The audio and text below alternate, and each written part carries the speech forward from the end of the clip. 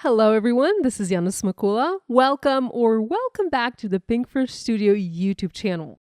In this video, I'm creating a fall card with the stunning Twilight Tales product suit. So here I have the stamp set. By the way, I have a couple of stamps missing from my packaging. That's because I already took them out and I started working with them. The same with the dies. But we have the stamp set in this suit. It's a large 6x8 stamp. We have a beautiful frame with books, feathers, lights, stars, and moon. It's very cozy and whimsical, and we have lots of sentiments that work so well with the book theme and chapters and reading. We also have the coordinating die to cut all of these images out. We have the die to cut the frame out as well as the individual sentiments. And then, of course, we have the stencils. Here are some of the images that I test created before starting to film this video. I was trying to test different color combinations and see what I like. I cut one of them out to show you what it looks like. By the way, my kitty wanted to help me so you can see her head popping in and out of the video as I'm filming. But hopefully she won't be distracting us too much. Anyhow, if you go over to the Pinkfresh Studio website and you look on the product page, you can see so many amazing examples featuring this image, the Twilight Tales stamp. You can see different color combinations, different takes on this stamp by different artists. And I encourage you to pop over there to find more inspiration. Okay, let's go ahead and start working on this card. I have my Misty stamping tool. I have Nina Solar White 80-pound cardstock, and I just stamped the image of the books. I stamped that beautiful frame using detail black ink. I will be doing stenciling today, and like I mentioned at the beginning of my video, I am all about fall and those cozy fall colors. There are 4 seasons where I live, and the leaves have started to change colors, and I love seeing all of those beautiful, vibrant brown and orange and yellow and red colors in nature. So I thought it would be fitting to use these colors to ink blend this image. You can certainly use whatever colors you like. You can make this image or make your card fit a lot of different occasions by using different colors. But because it's fall, I think I might have some fall birthdays coming up, and we have a birthday sentiment in this set. I figured I'm going to create a fall theme card by using fall colors. So here I have my stencil layer number 1. By the way, I love that the stencils are etched. There is a number etched on each stencil that makes it very easy for me to stay on track and remember which stencil I'm using, so that I can also communicate that to you guys if you want to follow along and recreate this card. So this is stencil layer number 1. I am using a sticky mat. I have my paper sitting on the sticky mat, and then I have a stencil sitting on top of that. Nothing is holding my paper and the stencil in place other than the sticky mat. I don't have to hold it down with my hands or my fingers. It is stuck to the sticky mat. So for the layer number 1 that I just finished ink blending, I was using a beautiful warm buff color. It is a super light brown, and to me this is like the color of paper that you see in those vintage books where the paper has started to turn somewhat brown or somewhat yellow. That's like that color. And I really liked using this particular color for this layer. I did test many colors. I tested using gray, I tested using yellow, and while they look okay, they didn't click for the idea that I had in mind. Okay, for this stencil layer number 2, this is now the second layer, I'm using dough ink, which is a slightly darker brown. Now, I'm not doing a solid layer of color, which is something that I really like to do whenever I work with stencils. Here, I instead prefer to do a little bit of blending and shading, a little bit of gradient. So I have the color concentrated in one area and I have it fading into white or almost white as I do my ink blending. You will also notice that I sometimes reposition my stencil. I find that with this particular image and this particular stencil, I happen to have better alignment results when I reposition it slightly as I move toward the other areas of my image while I'm doing my ink blending. You might not need to do that, but if you find that the stencil is not aligned perfectly, it sometimes helps to reposition it real quick to get that perfect alignment on your card. I am using a medium size or a small size blending brush to ink blend this, just because I want to have a little bit more control on this particular layer. And our layer number 2 is done. Okay, let's go ahead and move on to layer number 3. This one is going to ink blend the stars and the moon. And for this, we of course are going to use yellow.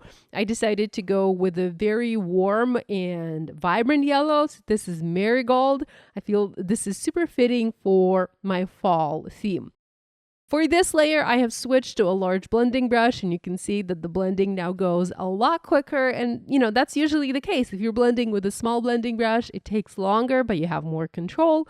If you are blending with a large blending brush, the blending goes a lot quicker, but you have a little bit less control on your card. We're now on stencil layer number 4, and for this one, I'm using Clementine, which is like, a mix between yellow and orange. It's not quite orange, it's not quite yellow. It's a beautiful, warmer yellow, but not quite the orange color. That's how I would describe it. You might describe it differently, but that's how I feel. And once again, I'm using a small blending brush. This particular layer, with this layer, you can ink blend the additional stars. You can also ink blend the lights. I love the twinkle lights in this image. And you're also ink blending some detail on the book spines and the book covers.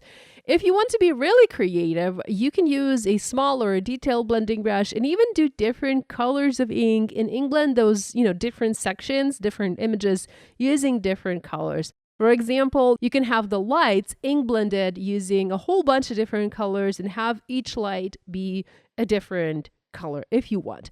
I didn't want to do that. I wanted to have a cohesive color palette.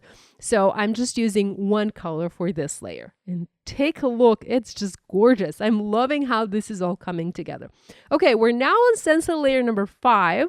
And this layer ink blends the covers of the books, as well as some book pages and book spines. For this layer, I'm using Sunkissed with a large blending brush, and I'm applying a whole bunch of color. Now, I do have some leftover darker ink on my blending brush, so this Sunkissed is coming in a little bit stronger than it usually would. So just keep that in mind if you're recreating this card and you are using Sunkissed and you're not getting that vibrant color. You might want to go to a slightly more vibrant color for this particular layer if you want to recreate this card. But Sunkissed is the color that I used. It just got mixed a little bit with the leftover color that I had on my blending brush. And sadly, I don't remember what color that was, but it was definitely something a little bit more vibrant. Okay, we're now on stencil layer number 6, and this is the final layer. I should have mentioned that there are 6 stencil layers in this set. And for this layer, I'm using the Mango Sorbet color. Beautiful. Once again, blending this with a large blending brush. It's probably the same blending brush that I was just using for the Sunkissed, and that's probably the color that I had left over on that brush. So I'm now ink blending with this darker orangey peachy color, and I am using a rather heavy hand because I want to have more of this color on my blending. With the blending done, we now have a beautiful ink blended frame. I love this image. You can have a sentiment in the center and your card is done. But I wanted to do something different. You can see a lot of frame card examples on the Pinkfresh Studio website. I, however, wanted to do something different. So I used my die and I cut the image out in my die cutting machine. I also die cut a blank piece from scrap white cardstock, and I'm now using my Barely Art glue to adhere the 2 layers together. This is something that I do pretty much all the time to make my die cuts more substantial, to add stability and sturdiness to my die cut pieces, especially die cut pieces like these, where there are a lot of fine details, a lot of little cut marks and detail cuts made into the paper. And you will see that there are indeed a lot of detail cuts made into the paper. I particularly love it. This die creates like little page marks on the books, on the pages of the books. That's just very, very clever. So it not only cuts the image out, but it also adds detail cut into the paper. I placed some magnets on top to let the glue dry, and with that done, I'm going to use my detail scissors and just snip the pieces anywhere where I find a weak spot. So you'll see that this image, while it is a frame, you do have some little connector areas, little weak spots where individual images are connected by a string of lights. And that makes a very easy spot for me to make a cut, to separate the images. So I just look for a weak spot, I use my scissors, and I snip to create individual die cuts. And you can always do this, just because this is a frame and the images are arranged into a frame, it does not mean that you cannot cut them apart and use them in a different way, arrange them in a different way. It's up to you how many pieces you end up with.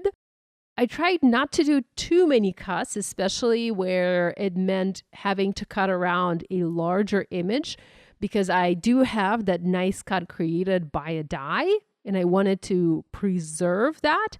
So I tried to limit my cuts as much as possible, but I still wanted to separate these die cuts. So here you can see that I'm almost done cutting the pieces apart, and I now have 1, 2, 3, 4, 5, 6, 7 or 8 pieces that I can use for my card.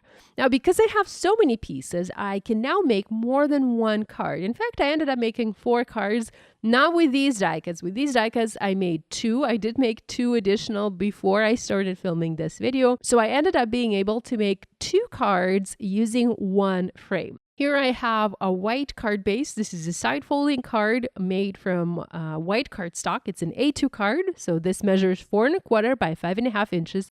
I also cut a panel for each of my card bases, and the panels measure 3 3/4 inches by 5 inches. I used foam adhesive squares and I foam mounted the panels onto my card. So now the area that I'm working on is just a little bit smaller than A2. So now I don't have to use as many pieces, as many die cuts to fill that area in.